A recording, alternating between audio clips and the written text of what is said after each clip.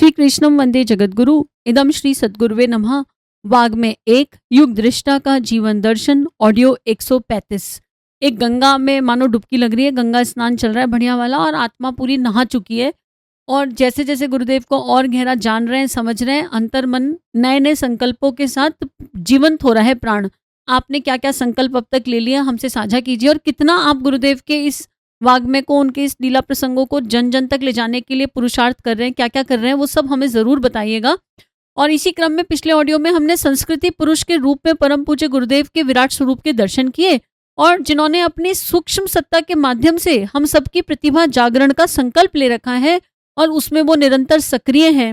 और हम लोगों ने भी संकल्प लिया कि जितनी भी प्रतिभाएं योग्यताएं मिली हैं उन्हें परम पूज्य गुरुदेव के काम में लगाएंगे, अर्थात राष्ट्र के निर्माण में लगाएंगे। हमने ये भी देखा कि रामकृष्ण परमहंस और महर्षि अरविंद के दिव्य दृष्टांत कितने खूबसूरत थे, कितने गहरे थे, और उन्हें बुद्धि से नहीं श्रद्धा से समझा जा सकता है कि एक प्रकार महामानव की जो चेतना है वो किस प्रकार काम करती है, और देह त्यागने के बाद भी उनकी सघन ऊर्जा समाज में परिवर्तन करती रहती है। उन ऐतिहासिक क्षणों को याद करो तो अंतःकरण एकदम से द्रवित हो जाएगा, आंखों में अश्रु आ जाएंगे। और जिन्होंने सबको फील किया होगा उनका क्या।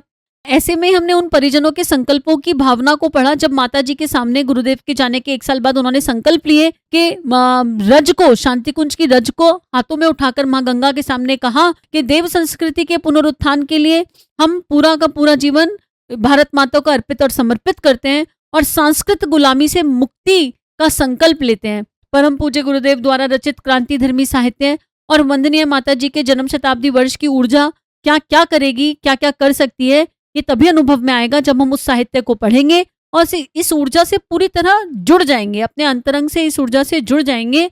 आइए देश के काम आ जाएं। अगर हम नहीं देश के काम आए, धरा क्या कहेगी, गगन क्या कहेगा। ये बहुत खूबसूरत प्रज्ञा गीत है, इसको सुनिए। इसको सुनेंगे तो महसूस होगा कि मानव जीवन क्यों प्राप्त हुआ है और इस मानव जीवन में अपने हिस्से का काम किस तरह करना है। इसी क्रम में अध्याय 9 में हम परम पूज्य गुरुदेव के गायत्री उपासक के स्वरूप को आज समझने जा रहे हैं। गायत्री के सिद्ध साधक परम पूज्य गुरुदेव। गायत्री साधना कैसे जीवन को प्रत्यक्ष कल्प वृक्ष बना देती है, वह अगणित सिद्धियां जिनका वर्णन विभिन्न ग्रंथों में देखने को मिलता है, वास्तव में मिलती है कि नहीं, यह उत्सुकता हर किसी को हो सकती है। कोई जीता जागता उदाहरण मिल जाए, मॉडल दिख जाए तो मानने का भी मन करता है। पौराणिक नियम व भूतकाल के उदाहरणों से तो संभवतः आज का बुद्धिजीवी मानस प्रभावित ना हो, पर यदि वस्तुतः ऐसा कोई नमूना सामने हो तो बरबस विश्वास हो उठता है कि हाँ, गायत्री उपासना के महात्म्य के विषय में जो कुछ कहा गया है वह सच हो सकता है, क्योंकि प्रमाण सामने है। यह नमूना, यह मॉडल है स्वयं परम पूज्य गुरुदेव का जीवन। 80 वर्षों तक उन्होंने जो जीवन जिया वह एक खुली किताब की तरह है। जो भी जब चाहे तब इसमें से जो अध्याय चाहे खोलकर देख सकता है, वह साधना से सिद्धि संबंधी मार्गदर्शन प्राप्त कर सकता है। अपनी जीवन यात्रा को परम पूज्य गुरुदेव एक ब्रह्म कमल की जीवन यात्रा की उपमा देते थे। महाकाल का वसंत पर्व पर संदेश में उन्होंने लिखा था, इस जीवन रूपी दुर्लभ ब्रह्म कमल के 80 फूल पूरी तरह खिल चुके हैं। एक से एक शोभायमान पुष्पों के खिलते रहने का एक महत्वपूर्ण अध्याय पूरा हो चला। सूत्र संचालक सत्ता के इस जीवन का प्रथम अध्याय पूरा हुआ।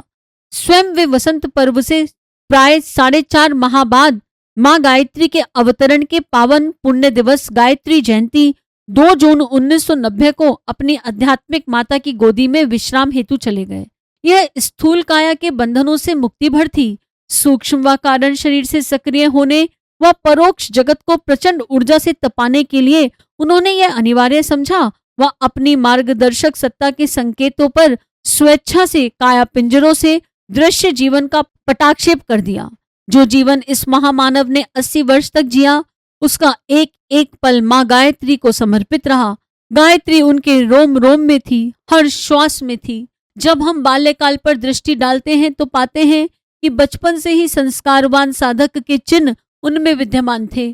5-6 वर्ष का बालक बार बार अमराई में जाकर बैठे, वह सहज ही आसन सिद्धि कर जब स्वयं करे और वह औरों को करने की प्रेरणा दे, यह असाधारण बात ही मानी जानी चाहिए। घर का वातावरण धार्मिक था। माताजी बड़े सात्विक विचारों वाली, सतत शिक्षण देती रहने वाली एक स्नेही माँ थी। पिता भागवत के प्रकांड पंडित थे। वे चाहते तो बाल्यकाल से ही पिताजी के पद चिन्हों पर चलते हुए कथावाचक भी बन सकते थे, किंतु ऐसा नहीं हुआ। उन्हें औपचारिक शिक्षा से कई अधिक याद हिमालय की आती थी। पूर्व जन्म में जहां तपस्या की थी, जिन ऋषि मुनियों का सानिध्य मिला था, उनकी स्मृति आ जाती थी। एक दिन वे घर से भाग गए। उम्र थी मुश्किल से 9 वर्ष।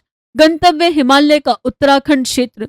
साधन कुछ नहीं, पता मालूम नहीं था, पर उत्कंठा इतनी तीव्र थी कि नजदीक के स्टेशन बरहन तक पहुंच गए। घर वालों को पता चला तो वापस लेकर आए। पिता ने गंभीरता पूर्वक सोचा कि अब यज्ञोपवीत संस्कार करा देना चाहिए। वे महामना मालवीय जी के पास बनारस पहुंचे। वह उनके हाथों द्विजत्व का यह पावन संस्कार संपन्न हुआ। मालवीय जी ने एक सूत्र उनके कान में दिया, गायत्री ब्राह्मण की कामधेनु है, इससे सब कुछ मिल सकता है, भौतिक जगत का भी व आध्यात्मिक जगत का भी। बस यह सूत्र उन्होंने गांठ बांध लिया। परम पूज्य गुरुदेव के जीवन का यह महत्वपूर्ण मोड़ था। गायत्री महाशक्ति से साक्षात्कार का भी यह पहला ही अवसर था। उन्होंने ब्राह्मणत्व की सिद्धि की दिशा में प्रयास करना आरंभ कर दिया। वह संयमी जीवन की परमार्थ परायणता की भावना अपने अंदर विकसित की। ब्राह्मण की कामधेनु से आशय जो उन्हें समझ में आया वह यह था कि जो ब्राह्मणत्व की प्राप्ति की दिशा में आगे बढ़े, अपना जीवन परिष्कृत कर ब्रह्मनिष्ठ बना ले, गायत्री उसकी हर कामना पूरी करती है। सारे जीवन भर जो भी दृश्य क्रियाकलाप गुरुदेव के जीवन में देखने को मिलते हैं, वे उसी तपश्चर्या की ब्राह्मणत्व की सिद्धि के हैं। वे अक्सर कहा करते थे कि स्थूल शरीर से मैंने जो कुछ भी किया वह ब्राह्मणत्व का चमत्कार है।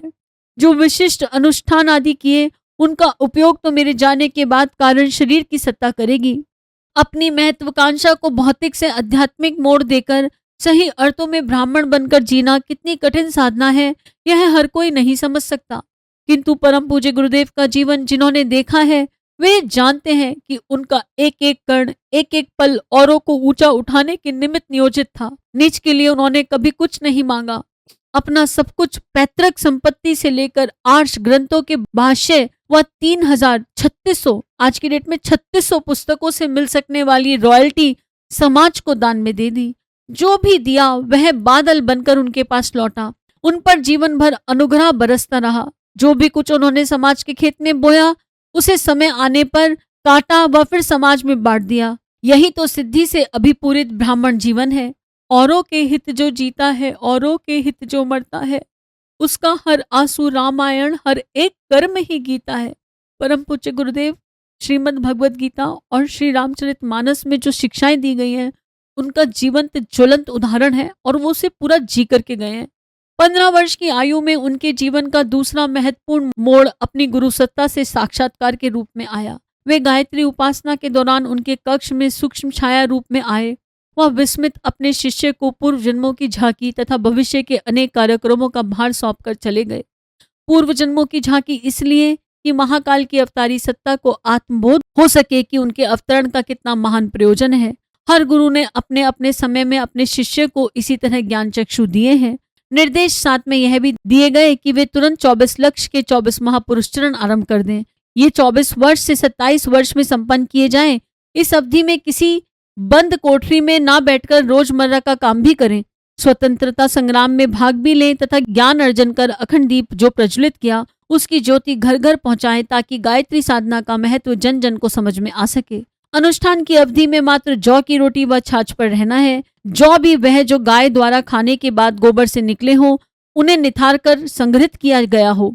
स्वयं तप किए बिना वह शक्ति कहाँ से आती जिससे अगले दिनों सारे विश्व को मतना था।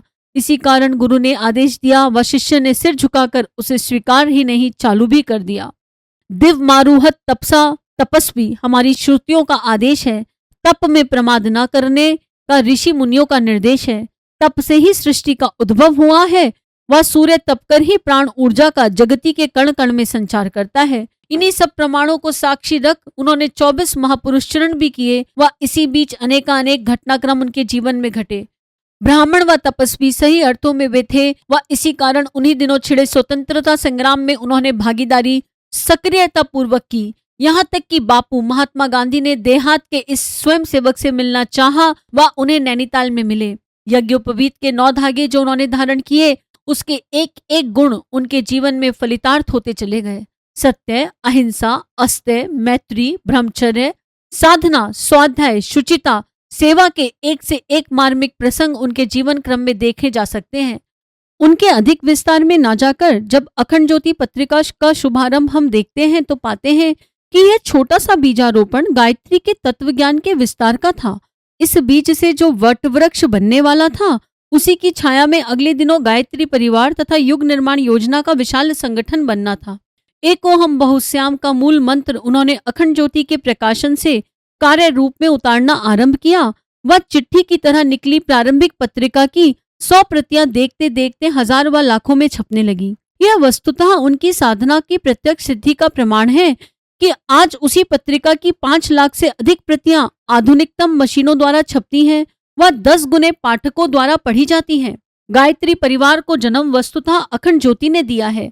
वह इसे पूज्य गुरुदेव नवयुग का मत्स्यावतार की उक्ति दिया करते थे, जो कि नितांत सटीक है। गायत्री चर्चा नामक स्तंभ के माध्यम से पूज्य गुरुदेव ने अखंड ज्योति के पाठकों को प्रेरणा दी कि वे गायत्री उपासना को जीवन में स्थान दें।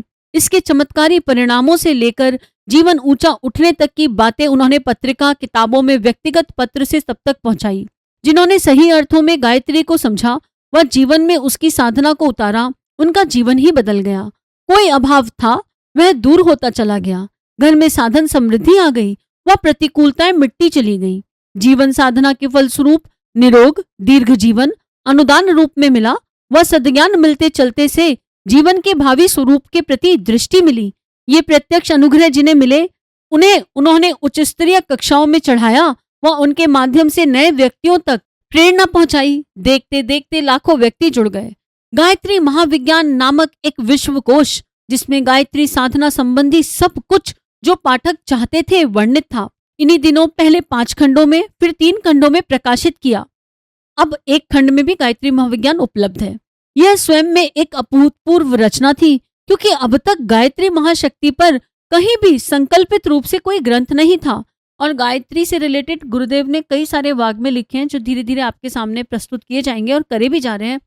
और सच में अगर माँ गायत्री, आदिशक्ति माँ गायत्री से जुड़ना है, तो अगर हम इन वाग्मय को गायत्री से, गायत्री की 24 शक्ति धाराएं के 24 किताबें हैं, गायत्री से जुड़ी कई सारी किताबें हैं, अगर हम माँ गायत्री को अपने चिंतन में बसाना चाहते हैं तो हम इससे संबंधित किताबों को पढ़ते रहें, उनका स्वाध्याय करते रहें, तो कुछ होगा या नहीं होगा, हम माँ के विभिन्न स्वरूपों से कनेक्शन स्टैब्लिश कर लेंगे। अपने आप होने लग जाएगा वो कनेक्शन स्टैब्लिश। संस्कृत में संहिताएं सब तो पढ़ नहीं सकते थे, अतः सारे ग्रंथों से सार निकालकर अपना एक महत्वपूर्ण शोध प्रबंध उन्होंने जन जन को समर्पित कर दिया। सन 1958 में प्रकाशित इस ग्रंथ के 28 संस्करण अब तक प्रकाशित हो चुके हैं व न्यूनतम 25 लाख लोगों तक यह सद्ज्ञान पहुंच चुका है। और आज की डेट में इसकी संख्या कितनी है, इसका अनुमान नहीं लगाया जा सकता। अगणित व्यक्तियों की शंकाएं मिटी व गायत्री मंत्र जन जन के लिए बिना किसी धर्म, जाति, मत, पंथ व लिंग के लिए अब सुलभ हो गया है। यह क्रांति गायत्री महाशक्ति की सिद्धि की ही परिणति है। अवतारी स्तर की सत्ता ही है सब कुछ कर सकती है। गायत्री तपोभूमि की अपनी 24 महापुरुष चरणों की समाप्ति पर स्थापना, अखंड अग्नि की स्थापना, 2400 तीर्थों के जल व रज की स्थापना, उनके संक्षिप्त में मथुरा निवास से महत्वपूर्ण क्रियाकलाप, यहीं पर सन 1958 में एक विशाल गायत्री महायज्ञ 1008 कुंड में संपन्न हुआ, जिसमें 5 से 10 लाख लोगों ने भागीदारी की।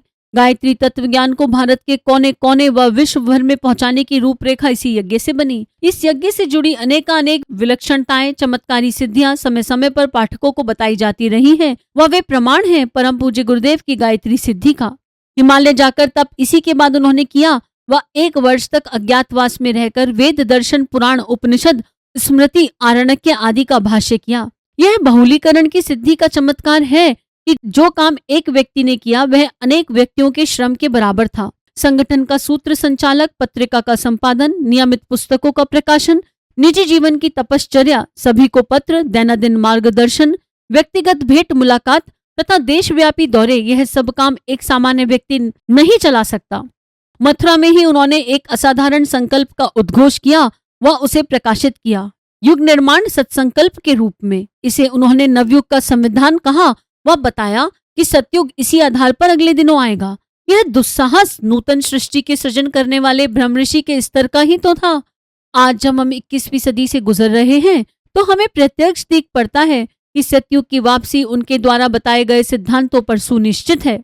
वर्ण आश्रम धर्म के आधार पर मथुरा छोड़कर हरिद्वार आना उनके जीवन का एक पूर्व नियोजित उत्तर अध्याय है, जिसकी घोषणा उन्होंने सन 1961 से ही करना आरंभ कर दिया था। हरिद्वार आकर दिव्य दृष्टि से ब्रह्म ऋषि विश्वामित्र की तपस्थली सप्त सरोवर में उन्होंने ढूंढ निकाली। वह यही वह बीजारोपण आरंभ हुआ जिसे आगामी 20 वर्ष में भरना व अति विस्तृत रूप लेना था।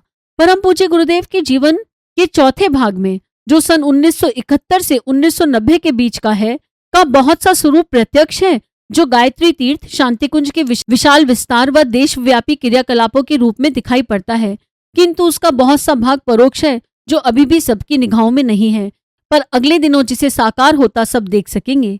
उनकी तपश्चर्या के बहुमूल्य कुछ वर्ष शांति कुंज में ही व्यतीत हुए। यहीं उन्होंने प्राण प्रत्यावर्तन के, कल्प साधना के, संजीवनी साधना के महत्वपूर्ण शिक्षण सत्र चलाए। यहाँ पर उनकी एकाकी सूक्ष्मीकरण तपश्चर्या संपन्न हुई।